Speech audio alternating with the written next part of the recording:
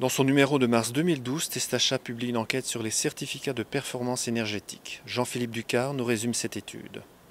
Pouvez-vous nous expliquer le principe de ces certificats? Alors plus précisément, les certificats de performance énergétique servent à indiquer la consommation énergétique d'un logement. C'est d'ailleurs une obligation légale maintenant pour les bâtiments mis en vente ou mis en location. Et donc ça permet de comparer la performance énergétique des habitations. Quel était le but exact de l'enquête de Testachat? Alors, le but de l'enquête, c'était de savoir si ces certificats de performance énergétique étaient fiables, voir ce que ça valait réellement, est-ce que ça a une valeur ajoutée finalement pour le consommateur.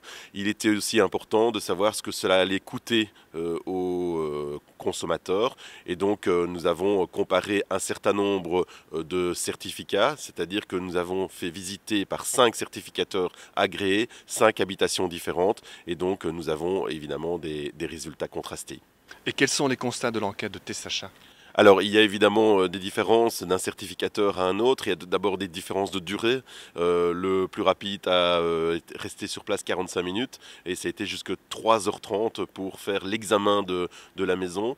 On a toute une série de problèmes dans l'évaluation et c'est bien ça le nœud. C'est que, par exemple, il est très difficile pour les bâtiments de rapporter la preuve de l'isolation, des conditions dans lesquelles parfois le bâtiment est isolé.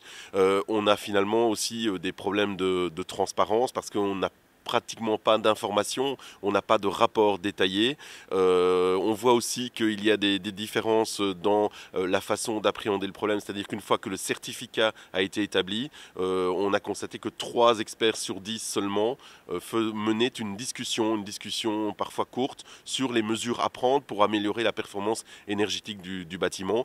Donc le grand constat de l'enquête, c'est que ce n'est pas nécessairement très transparent, pas toujours très détaillé, et que ça n'a pas toujours une valeur ajoutée évidente pour le consommateur. Avez-vous constaté des différences de coûts entre certificats? Alors c'est une des grandes conclusions de l'enquête, c'est qu'il y a de grosses différences de coûts.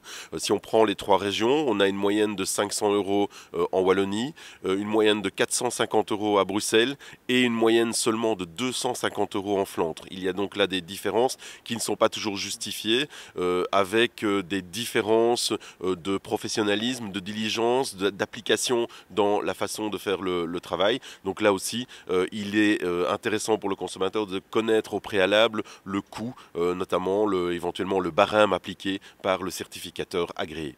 Pour Testachat, faudrait-il changer quelque chose au principe des certificats, améliorer dans un sens ou un autre? Alors, il y a évidemment des points positifs. On peut dire que le certificat de performance énergétique, c'est une bonne base pour connaître à un moment donné la performance énergétique de son bâtiment. C'est une bonne idée, mais il faut aller plus loin. Et aller plus loin, ça veut dire qu'on doit faire de ce certificat énergétique un véritable audit énergétique. Il faut à la fois faire un cliché, il faut faire une photographie de la performance énergétique, mais il faut aussi donner des conseils, donner une valeur ajoutée à ce certificat, parce qu'aujourd'hui, c'est un simple document administratif qui coûte parfois très cher aux consommateurs.